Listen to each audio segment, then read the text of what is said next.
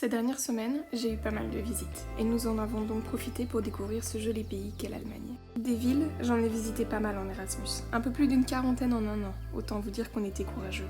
Mais depuis que je suis revenue sur le territoire en 2019, je ne suis pas souvent sortie de chez moi. Entre le travail, les retours en Belgique, les voyages à l'étranger et le Covid, ça ne m'a pas laissé beaucoup de temps pour visiter ou revisiter mon pays d'accueil. Aujourd'hui, on va donc y remédier. Bienvenue sur les routes d'Allemagne. Dans ce vlog, on va donc se concentrer sur le centre de l'Allemagne, dans les Bundesländer de Hessen et Rheinland-Pfalz. Par où commencer? Probablement par là où tout a débuté, Francfort. Au final, Francfort n'est pas si grande que ça, on la visite en une bonne journée. On profite de l'ambiance animée, des magasins, de la vieille ville, qui n'est d'ailleurs pas si vieille que ça, car Francfort a entièrement été reconstruite après la guerre.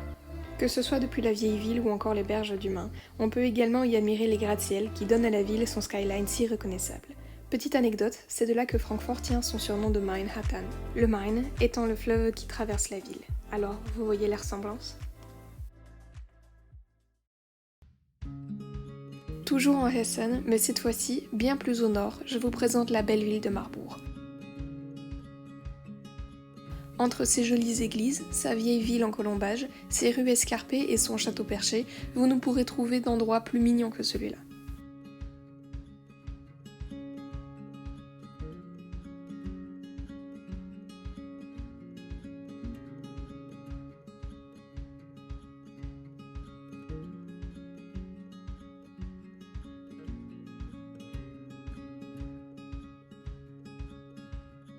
À une petite demi-heure à l'ouest de Francfort, je vous recommande la ville de Rüdesheim. Cette petite ville aux allures de conte de fées est connue pour ses vignes et son Riesling.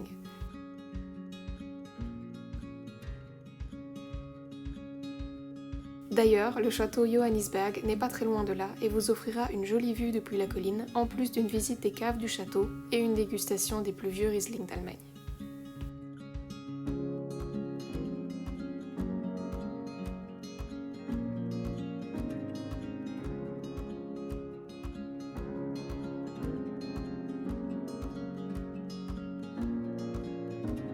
Petit détour à la frontière bavaroise. Le château d'Aschaffenburg a de quoi impressionner par sa taille, mais si vous aimez les randonnées et les balades à vélo, je vous invite vraiment à vous rendre par ici.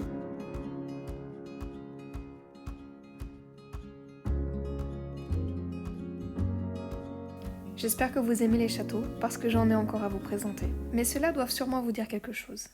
On se trouve cette fois-ci en Rhénanie-Palatinat, et c'est dans une ambiance mystique que je vous présente le bourg Eltz. Perdu au milieu de la montagne, il vous émerveillera par son cadre, mais attention, uniquement si vous venez très tôt, car c'est l'un des bourgs les plus connus d'Allemagne et la file s'allonge à perte de vue dès 11h du matin. On ne pouvait malheureusement pas filmer l'intérieur, et selon moi, les 11 € dépensés pour l'entrée ne valent pas forcément le coup. Si tu souhaites avoir une visite plus rentable, je te conseille le château de Korren. Le style extérieur est bien différent, mais le style intérieur est fortement similaire à celui du bourg Eltz. En plus d'avoir une vieille ville très mignonne, la cour du château est vraiment somptueuse. En tout cas, c'est l'une des visites que j'ai préférées. Et en plus de ça, monter jusqu'au château te permettra d'avoir une super jolie vue sur la Moselle.